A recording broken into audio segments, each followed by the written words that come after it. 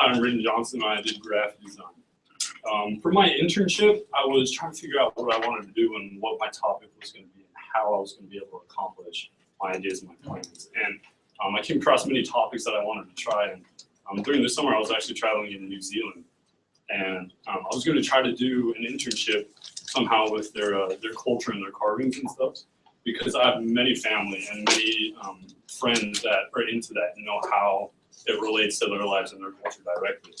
And so I wanted to do something there, but I wasn't able to, and it didn't work out with the mentor and how he lives in New Zealand and I don't. So I decided to go with graphic design. The reason why I picked this is because I love taking pictures. I love photography. I love finding different angles and different things to take pictures of and show to other people. And people say, oh, I've never seen that before. And I go, oh, it's this, just at a different angle. They don't understand, and I have that certain mindset where I can take a picture of something that you've never seen before, but you see it every day. And that's why I wanted to work with graphic designers, because I knew that I could take pictures and images and other stuff and put it in Photoshop or Lightbox and work with it that way and find different ways that I can help influence people more directly. This is an example of a Lightbox. I take pictures with that, and I have a product that I put in there, and I find different angles and the right way to take the picture so that I can have a blank space to work with. The Lightbox allows you to take a picture with nothing else around and allows no shadows unless you like shadows. And it helps you have a clearer vision of what you're trying to do. And that helped me because I didn't know really what I wanted to do when I found my topic. And once I found my topic, I had a clear vision on what I actually wanted to do. And so this related to me. And as I took pictures, I would take the picture and move it into Photoshop. And Photoshop allowed me to move it around and add other things to it so that I can find different angles, like I said, and add words and other assortment of things so that people can more directly relate to it and feel what I'm trying to say. This is an example of an ad that I did. This picture is in a Lightbox. So after I took the picture, I pulled it out and put it on this ad. The other picture is in my car. The other picture's in my car. So all I did was just turn on my car and put the product on top so that my car lights were on and the product was there. And the whole advertisement, the whole thing that I was advertising was that this is wireless. You can have it in your car. You can do it wherever. This is a testing product. It sees the airwaves and the Bluetooth and the Wi-Fi signals. So this allows you to see if your phone doesn't connect with your car, and it tells you why. So the whole purpose behind it was to show that it's wireless and that you can turn it on in your car and test it there. So this is a picture that I did, and I added things and I changed angles and I took out the background and I actually did a lot of stuff to it. And I wasn't able to change the words. They had their own words that they wanted me to do. And so I just had to take the words that they gave me and I put it wherever I wanted, and I made it look good, and they approved and they use it. It's an advertisement that they use. They have it online. They have it on pamphlets. Online, they actually had me help program it to where you can press buttons on it and you can make it do things and you can have pop-ups. So it's an actual ad that they use right now, and I don't know if it's making them millions, but they're using it and it's helpful. When images speak thousands of words, if I'm talking about elephants and I show you this image, you're not really paying attention to me. You're going, that's a giraffe. So when I say elephants are big and they're strong and they're gray and they like water, it's a giraffe. It's not an elephant. Images speak thousands of words, and you really can't tell that. So when you take your words and your image and they combine, they become more effective. So if I said, this is a giraffe, and this is how he looks, and this is the spots that he has, and this is how tall he is, it all makes sense, and you can all connect to it better. When your words don't match, it's really confusing and can draw your attention away from what you're actually trying to say. Graphic design is in. Graphic design is huge. People love graphic design. That's one of the significance that I learned from it is that it really is everywhere. Everything is designed. Everything has a purpose. Everything is made to look that way and made to express its feelings that way so that others can connect with it. Graphic design has many different aspects. One of the aspects of graphic design is you need to know what message you want to send, to who, and how you can send it. So what are some tools that you can use with graphic design? Now, some basic tools, before we had technology and computers and stuff, we had pencils and color pencils, and color plays a huge part in graphic design. Color means many different things to many different people all around the world. So you have to be careful and you have to know your audience when you pick a color and when you try to present something. Because you don't want to offend or draw their attention away somehow to make them not think that, to draw their attention away from your true message that you're trying to tell them. So pencils were just the basic starting position of graphic design. That's how everyone started. You draw an image and then put words with it. That's why they have posters and that's why they staple things to walls, and that's how it first got started. Other tools, computers, printer, here's a lamp, and that's just for that you can keep direct light. You want that because when you're drawing something, it looks completely different at a different angle, or even on paper, it looks different with a different light. So you want direct light or even sunlight, natural light. But computers and a printer is huge because you make an ad or you make an advertisement and you print it off and you want to see exactly what it looks like. A printer, the screen on your computer doesn't do you any good. It can change in brightness or it can change in other ways like that. It's once you print it off, what does it actually look like? Some software that I use Photoshop. I was able to use the newest Photoshop that's out there, and Photoshop has many different tools and capabilities that other softwares don't. Photoshop is made by Adobe. Photoshop is made by Adobe, and Adobe has many other different softwares and tools like Photoshop Elements or Lightbox or other things like that. But I was able to work with Photoshop and Lightroom. And Lightroom is more photography. It's more changing the exposure. It's more changing the effects on it. It's not as people classically think of Photoshop as copy and paste someone's face onto something else. And it really is. Compared to Lightroom, Lightroom is more effects, to where Photoshop is more changing things around and making advertisements. Lightroom would be for taking pictures and making them ready for your advertisement to do in Photoshop. And that's kind of how I use it. I use Lightroom in that sense. Audience. Audience is a huge aspect to graphic design. You have to know who you're talking to and how you're going to send it to them. If you're in a business meeting, you can change the way that you approach them by having it longer and having different, more effective words that you can use because they understand their meaning and they know what you're trying to say easier than a child or a teenager would. And so you have to change the way that you approach them and the way that you present things because adults take things way differently than children do. And children, when you approach them, you would want to have it shorter and you would want to have it more colorful and easier to understand. You would have to change all the terms that you use, and you can't use huge terms because they won't understand it. And then if you do use your huge terms, then you have to explain every term to them. And that can take a while and they lose their patience and don't listen to you. These are examples of really bad designed ads. On the right, you see an example. It's for a ham radio concert, something I'm not sure. It's way too colorful. And I will admit they really do use up their white space. That's all the blank space that you can fill in with words or pictures. And they really do a good job at filling in the white space, but their typography and their fonts and their colors are outrageous. They have too many different fonts and way too many colors, and it definitely draws your attention, but it draws away from what they're trying to say. To make it better, they should have done pick key points and had everything 1 or 2 fonts at most and 2 colors at most. And white space is okay because you just have to make sure that it doesn't draw their attention away from what you're trying to say.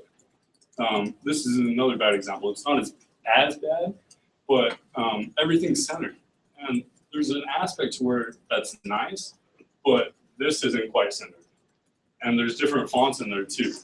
And they have the right things bolded. They have their key points bolded and large and big fonts, but all the stuff that's also important isn't as big and it's not where it should be. And they have a lot of white space on the sides too. And if they hadn't had all of that centered, it would have worked out better. If they had some on the left and some on the right and some centered, then it would have been easier to read. Because most people start at the top right when they read a paper and go a zigzag pattern as they go down. And at the top right, it doesn't make any sense. And then as you zigzag, you see the big words. And then you go down and that's too small to read. And people just get lost or confused or don't have the patience to read. This is another example of not as bad graphically designed things. Now, this proves my point with fonts. If you read that that doesn't make any sense. It doesn't seem very manly at all. It looks like his daughter did that for him.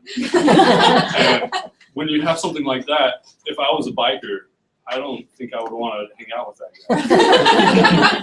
guy. It just doesn't fit with what he's trying to say. And that's also just knowing your message and what you're trying to say. Because if it was like RJohnson's Barbie Club and it was for little children, that might be the right font. But it's not. It's for a Harley-Davidson club.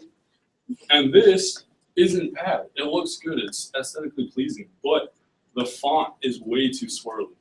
And if it takes too long to read, it's not good to read because people get distracted or they distracted from the real message because they're trying to read and figure out what it says. At a glance, now that I've read it a couple times, I generally know what it says, but it's still hard to read. You have to look at it and figure out what it's trying to say to you. Graphic design is everywhere, even on planes. So when they make an airplane, of course, they're going to make it so that it's aerodynamic and that it's easy to fly. But all the stickers, all the colors, everything was designed for that plane. Everything was made for that purpose. And once they make it for that purpose, they want their message to be to everybody because they know their audience. Their audience is everyone. Everyone's going to see that plane. And it's also people that travel are more going to see that plane than people who don't. FedEx. So I'm going to talk about logos. Logos have many different hidden meanings. When you read FedEx, you go, okay, yeah, it's like a paper company or something like that. And yeah, it is. But when you read FedEx, you'll notice there's an arrow. And it says FedEx Express. And when you read it, your mind subconsciously sees that arrow and goes, oh, they must be fast. Or, oh, I bet they're really quick and they'll just get my job done and they'll be out and it'll be really fast. And AT&T, another logo. What's the circle? They try to make it seem like a globe. They try to make it seem like they cover everywhere. They want you to feel that no matter where you are on Earth, that you'll have AT&T signal. That's why they're trying to relay this message to you. This is a logo of a spa company. And I thought about how to present this because I wasn't quite sure. But spa companies, if you Google spa company logos, all of them are all swirly and have like serenity with them. And I thought, when I saw this, I thought it was Dove. And as I thought about it, Dove kind of has the same kind of feel to it. It's trying to be like serenity. It's trying to be like, when you take that shower, you get out and you're fresh. You feel great. You want to go take on the world. And that's kind of what this spa is trying to say. You know, I mean, it's got that swoosh to it that makes you feel alive. In-N-Out Burger. Another hidden meaning. It's got that arrow. It makes it seem like you just come in and out, and it's super fast. McDonald's, Burger King, Wendy's, all of these all have the same color themes in common. Why are they all yellow and red? Why do they all have that kind of fastness to them? Yellow in Western cultures is a sense of warmth and hospitality. And because we associate it with the sun. And when we associate it with the sun, we think of that warmth and we think, oh, that's a nice place. And red is passion. But also, if you have too much red, it can turn to aggression or bad things. And so you don't want to have too much red because then it turns more powerful than what you really need it to be. You really just want it to have that message of hospitality and that you can come here and that it's a good place to eat at. For my internship, I talked with my mentor, and I didn't quite know where to go with my community service. I wasn't quite sure how I could help. And I asked my mom, and my mom said she goes to the Taste of the Mountains that Madison has. And she said, I've seen those posters and stuff, and they're not very good. She was like, maybe you could go help them and go see if they want your help. And so I went and I talked to Tracy Gardner. And Ms. Gardner, she was excited and overwhelmed. At the time I called her, a lot of things were going on, and she just kind of gave me this task and said, come back. And I was like, all right. And so I talked to her, and once I came back, she asked me to, she gave me a pamphlet, and she said, redo it however you want and give it back to me. I said, okay. And so I did this pamphlet, and I gave it back to her.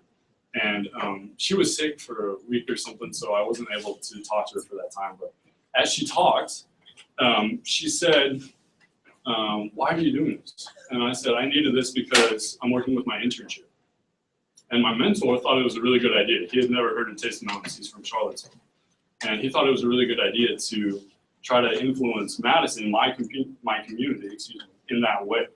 And so as I did that, she also had other things for me to do. She had pamphlets that they already had for Madison in general, just from the Chamber of Commerce, that she gave me a route so that I could drive around to different locations, to motels. Well, not really motels, it's like inns and people's homes. And to bed and breakfasts and places like that, into people's residences. And I would give them these packets, and they would say, "Who are you and why are you here?" And I'd say, "Hi, I'm from Madison Chamber of Commerce, and I'm here for these pamphlets to give to you." And they would look at me and be like, "Are you in high school?" And I'd say, "Yes." And so we'd have a little conversation. But every person I talked to, I asked, how would they change the pamphlet they have, or how would they change something in the Chamber of Commerce? And as I talked with them, I got a lot of, they wanted their specific ad to be changed a little bit, and their specific words to be changed. And I asked them more generally, how can I more generally affect the Chamber of Commerce and the things they put out? Lots of them had ideas for the Taste of the Mountains, but unfortunately that was already taken up, so I wasn't able to do that. But as for younger Blue Ridge, advice that I would give to you is try to pick a topic early. I guess for me it was just really hard because I was traveling that summer and I didn't really know what I was doing at all. But try to pick a topic early, because once I picked a topic, it was really easy to start. It was really easy to get into, and I had some connections which allowed me to jump right in really fast. But it was still a lot of emails and trying to find places to go and trying to find community service was also hard for me to find. But just start, and then once you have an idea, just roll with it. And if it doesn't, then pick up another one and roll with it fast, because you're going to run out of time. And that's my project.